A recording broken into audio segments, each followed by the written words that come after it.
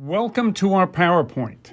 What every Catholic husband and wife need to understand about all contraceptives, natural family planning, and Catholic teaching. This will be in 6 parts totaling 16 minutes, so we will suggest you take some breaks. Part 1. God's Plan for Love and Sex. Part 2. The Church's Current Teaching. Part 3. We will explain the effectiveness and risks of all contraceptives and fertility awareness methods. Part 4. We answer. What are Catholic husbands and wives to do? Part 5. How to learn and practice NFP. Part 6. Good news from people who use NFP. Part 1. God's Plan for Love and Sex. In the beginning, God made man, and then he made woman with a rib from the man. God said the man will leave his mother and father and will become one flesh with his woman. God blessed the man and woman and told them to be fruitful and multiply. All of this is from Genesis in the Old Testament. We know that God is love and God is the truth, and God had a plan. He planned to have the man and woman be attracted to be one flesh and to have nothing separate them and to have them to have children. God's design was for sex to be unitive and procreative. Part 2. The Church's current teaching. To this day, the Church is taught that nothing is to separate the unitive and procreative purposes of the marital act. So let's read from Humanae Vitae, an encyclical by Pope Paul VI in 1968. Marriage is the wise institution of God the Creator. His design allows husband and wife to develop that union of two persons in which they perfect one another. Marriage, for those who are baptized, is a sacrament. It is a love which is total, a special form of personal friendship. Whoever really loves his partner loves not only for what he receives, but loves that partner for the partner's own sake. Married love is also faithful and exclusive of all other, and this until death. Marriage and conjugal love are by their nature ordained toward the procreation and education of children. With regard to physical, economical, psychological, and social conditions, parenthood is exercised by those who decide to have more children, and by those who, for serious reasons, decide not to have additional children for either a certain or an indefinite period of time. The Church, nevertheless, teaches that each and every marital act must retain its relationship to the procreation of human life. And if each of the essential qualities, the unitive and the procreative, is preserved, the use of marriage retains its sense of mutual love and its ordination to parenthood. Any action which either before, at the moment of, or after sexual intercourse is specifically intended to prevent procreation, whether as an end or as a means, is not in accord with God's design and is excluded. Another effect that gives cause for alarm is that a man who grows accustomed to the use of contraceptive methods may forget the reference due to a woman, and, disregarding her physical and emotional equilibrium, reduce her to being a mere instrument for the satisfaction of his own desires, and no longer considering her as his partner, whom he should surround with care and affection. However, if therefore there are well-grounded reasons for spacing births, the Church teaches that married people may then take advantage of the natural cycles and engage in marital intercourse only during those times that are infertile, thus controlling birth in a way which does not in the least offend the moral principles which we have just explained. So that is why the Catholic Church has approved NFP while not approving contraceptives. Humanae Vitae confirms God's plan and restates what the teaching of the Church has always been. Church teaching on this issue remains until this date and will not change in the future. Humanae Vitae also appeals to scientists, especially Catholic scientists, to secure basis for the chaste limitation of offspring. We have already seen this in the development of hormonal monitoring to predict and confirm ovulation. Part 3. The effectiveness and risks of all contraceptives and fertility awareness methods. The reasons to use NFP based on effectiveness and safety. In 2014, the Center for Disease Control reported on the typical effectiveness of contraceptives and fertility awareness methods. On July 14, 2021, the FDA issued a similar report.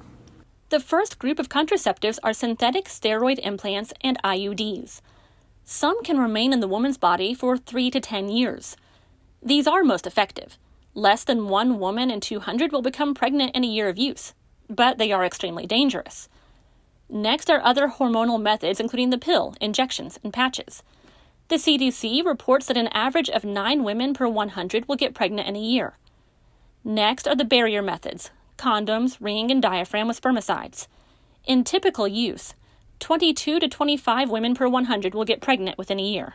We can't use CDC fertility awareness methods because CDC reports that condoms are used on fertile days.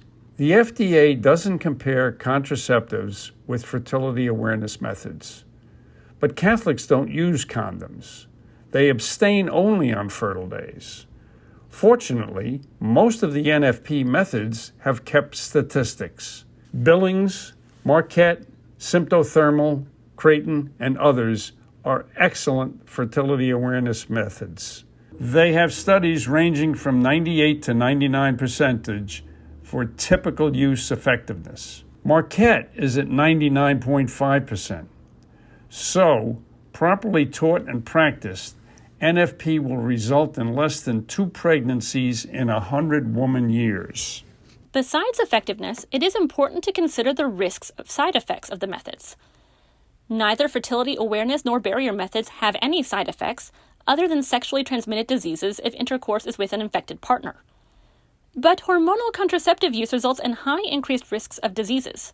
We list a few: breast cancer, cervical cancer, cancer of the liver, inflammatory bowel disease, multiple sclerosis, bone fractures, depression, mood disorders and suicides, fatty weight gain, female sexual dysfunction, strokes, heart attacks and blood clotting, abortion, exploitation of women, weakening of marriage, increase in divorce, disastrous effects on children, and much more.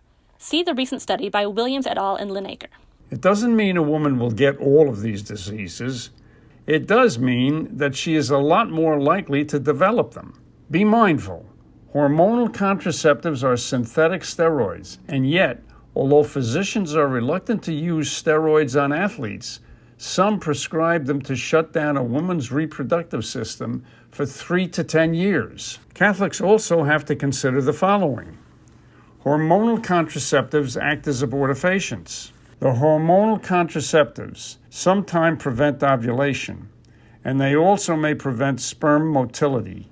When they do, they act as contraceptives, but they also cause embryocide of the embryos when they do not prevent ovulation because they thin the endometrium of the uterus, which prevents implantation.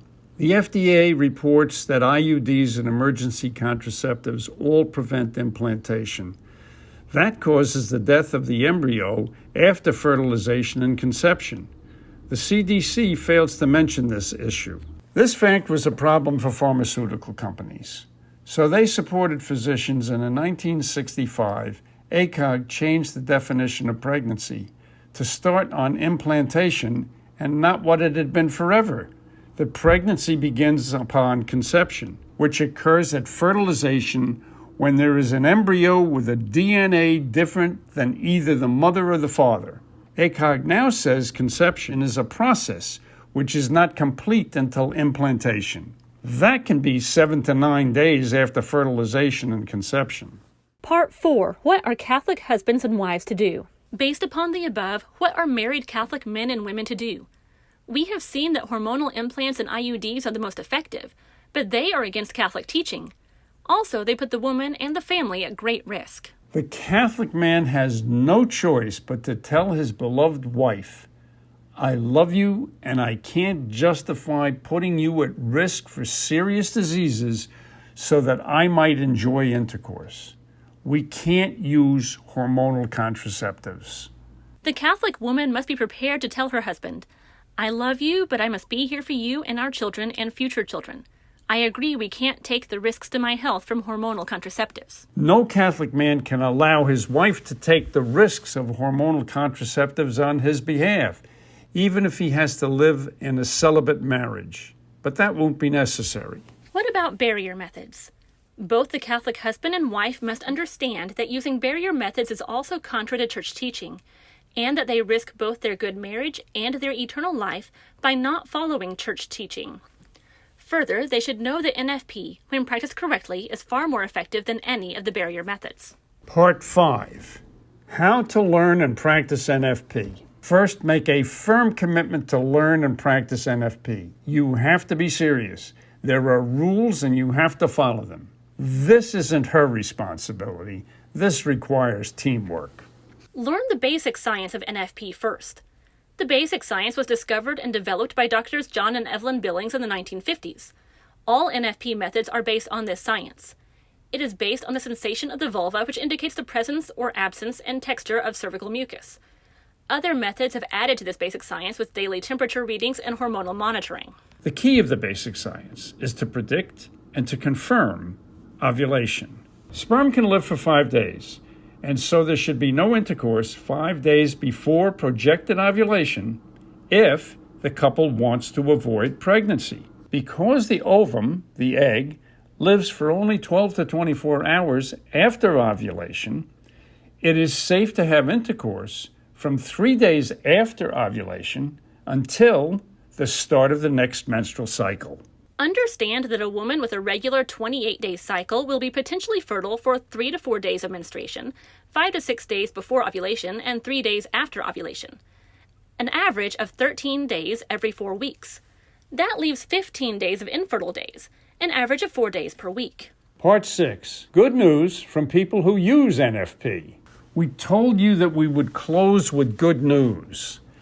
In March 2017, Frontiers in Public Health reported the results of a study of 2,560 users of NFP. They had been using a symptothermal method. This was not a Catholic study. Half had tried contraception before. Most men and 95% of women said that using NFP has helped them to know their body better. Large majorities of both men and women stated NFP helped them improve their relationship.